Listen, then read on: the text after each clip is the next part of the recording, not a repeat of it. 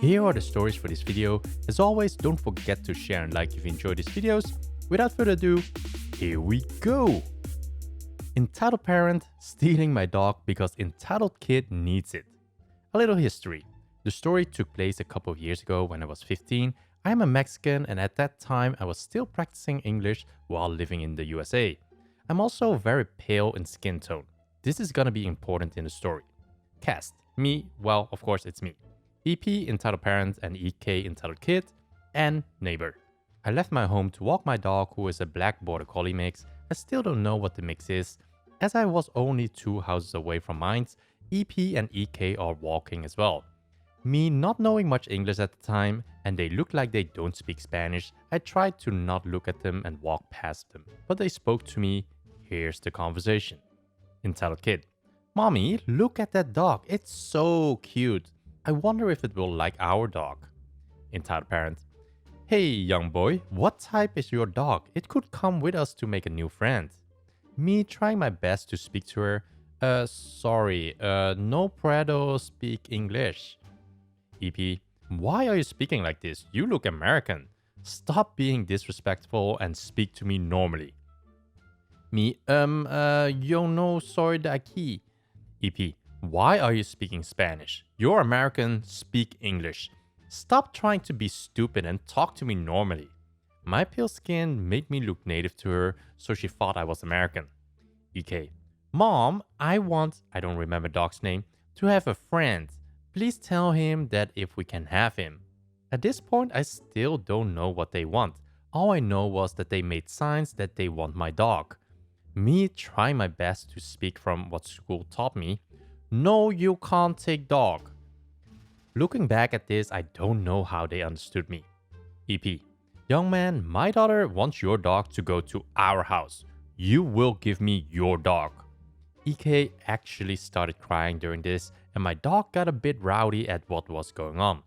I didn't know what to actually do until God himself sent me relief, and my neighbor, who speaks both English and Spanish, saw that I looked worried and came to help me out. Neighbor. Ma'am, why are you bothering him? EP. Who are you? I'm his neighbor. Why are you bothering him? Well, this boy told me to F off and made my daughter cry because she wanted to pet his dog. Neighbor. Madam, this boy doesn't speak English. He just moved into the United States 1 month ago. He couldn't have said that to you.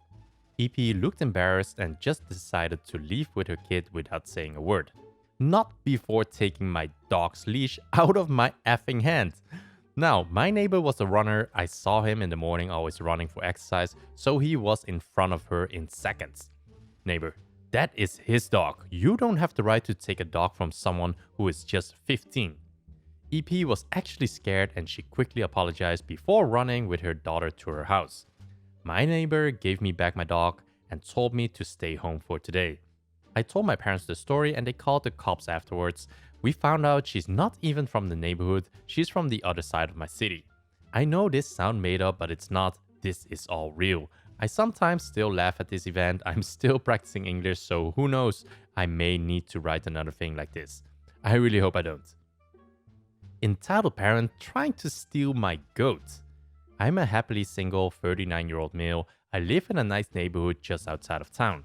My neighborhood is a single street with 2 acres per household. I still look like I'm 18 if I shave.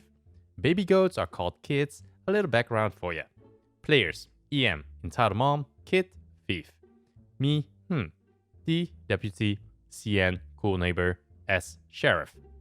2 weeks ago, my goats had 2 kids. I don't know if you've ever seen baby goats in person, but they are adorable. My male goat Bruce is an Arabian goat and a female Lily is a fainting goat. They had a male and a female. The male is Sir Flops-a-lot and the female is Esmeralda. I obviously love my animals. My neighbor loves my animals as well. They feed my dog leftover steak any chance they see him outside. Their daughter visits with the goats every day and has been so excited for the 2 new baby goats she named them. Yesterday was like any normal Sunday. I usually take my dog for a car ride and then we walk in a local park for an hour or so. My cell phone rang and it was my cool neighbors alerting me to a random minivan sitting in my driveway by the garage. I live in eastern Tennessee. minivans are not too popular. My neighbors were just letting me know that someone was sitting in my driveway. I wasn't expecting anyone and I don't know anyone with a minivan. So I told them that I didn't know anyone with a minivan and that I would be on my way back. I was about 30 minutes away. They rang back and said some lady got out and ran down to where I have my goat pen. I have my goat pen split at the moment to separate Bruce from the kids and Lily. Male goats sometimes play too rough with the kids out of jealousy. When I arrived home and pulled down in my driveway, I was met by Bruce standing on the hood of a beat-up looking minivan. Also, the sheriff and some police from the town were in my upper driveway parking area talking with some fat lady. I parked in my driveway behind the minivan and asked Bruce what he was doing out. Obviously, he didn't answer, but the fat lady came running over screaming at me that she was going to sue my parents and I needed to get them there right away. The sheriff and police officers were right on her heels and caught her before she made it to me. EM, you are in so much trouble. That goat attacked me. Then it destroyed my minivan. Get your parents here this instant. Me, what the F are you doing on my property? Sheriff, sir, is that your goat? Me, yes, that's Bruce. Well, this lady claims it attacked her and her car when she pulled into the driveway to turn around. My neighbors came out when they heard the commotion. Cool neighbor. She didn't pull in to turn around. She went down to the goat pen. We have it on video. Well, I need to see that video. Me, if she did go down the pen, I'll have it on video from the pen and from the house. Fat lady was sweating and started to back up like she was gonna make a break for it. Backed right up into the deputy. The look on her face was of absolute horror. Sheriff, could you put your goat away?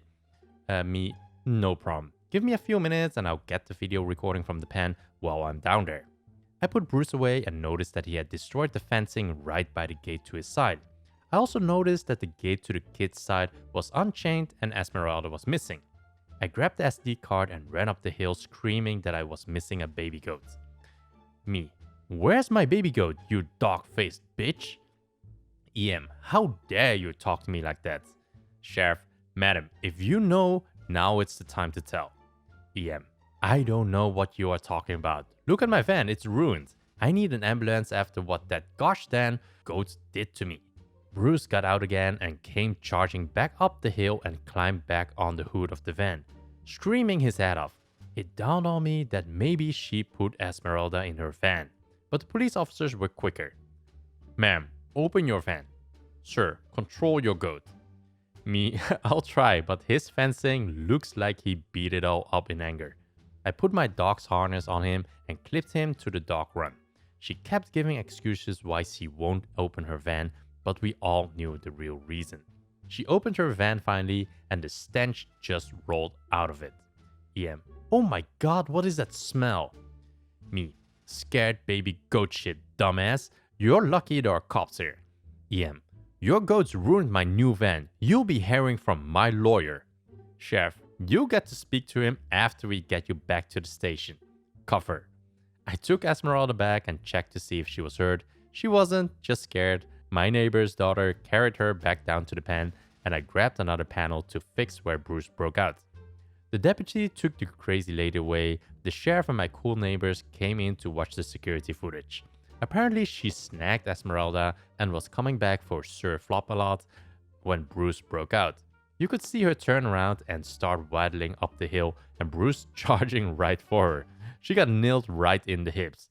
He got her again in the shoulder as she got up. She shoved Bruce down and tried to get in her van, but Bruce rammed her driver's side door. He then jumped, climbed on her hood, and was tap dancing his anger out. We replayed her getting nailed in the hip many times. The sheriff was laughing, we were all laughing. Entitled parents stealing a lobster in the restaurant. Cast of characters: me, CM, catering manager, ED, entitled dad, EK, entitled kid. Many years ago, when I was much younger, I worked at a pretty nice hotel. Every year, we would host a large Mother's Day buffet, which was filled with really good food, shrimp, steamship, rounds of beef, a Virginia ham carving station. You get the idea. As you can imagine, this is a very busy day for us and attracts a large crowd every year. As part of our display, we had a very large, very old lobster which stood perched high above the buffet line, definitely out of the reach of the customers, unless they were willing to literally climb up and get it. The display lobster had been used for years, so I can only imagine the shape the meat inside must have been. During the heart of the rush, enter our two friends, Edie and EK. Edie is your typical DC area self-important suit with the attitude to match, and his kid is dressed in his Sunday best. They're going through the seafood line, piling up shrimp and crab legs, when EK starts yanking at his dad's sleeve. "Daddy, I want that lobster." "You, get that lobster for my son." "I'm sorry, sir. That's a display. I don't care. My son wants it. You need to get it for him because he can't reach it." "Sir, it's not there to be eaten." "I'm done with you. Go get your manager." As this has been happening, the line has backed up because they had decided to argue with me in the middle of it. Thinking I'll diffuse the situation, I say, pointing to an area next to the display, "Please wait here, I'll go get her," and I went to find catering manager. As the event is arrayed throughout the hotel's large conference center in multiple rooms, it took a while to find her. I explained to her what was happening and she shook her head, murmuring, "I told the general manager that lobster isn't a good idea. It keeps coming up every year that someone wants to eat it." She shakes her head and starts to walk back over to the seafood buffet line. When we get there, ED and EK are nowhere to be found, and the lobster's gone. "Oh my god," catering manager exclaims. "Let's go find them before they get food poisoning." We went through all the rooms, but to no avail. To this day, 40 years later, I wonder just how bad that meat tasted and if they actually ate any of it. A couple of things that keeps getting asked here, so let me address these. The lobster had been steamed some time ago and was an unofficial mascot of the banquet's manager. I don't know if the lobster meat was removed somehow, but to my knowledge, the lobster didn't smell badly, so who knows. 2. This happened around 1990, and while the hotel had a small CCTV security cam network, those cameras were placed outside at building entrances and certainly not in the ballroom. Cameras in those days were very large, expensive, and not very high quality, image resolution wise. So those were the stories for today's video. Let me know what you think about the stories in the comments below. As usual, please like if you enjoyed these stories and subscribe if you want to stay up to date on more future videos. Thanks for listening, and I will see you in the next video.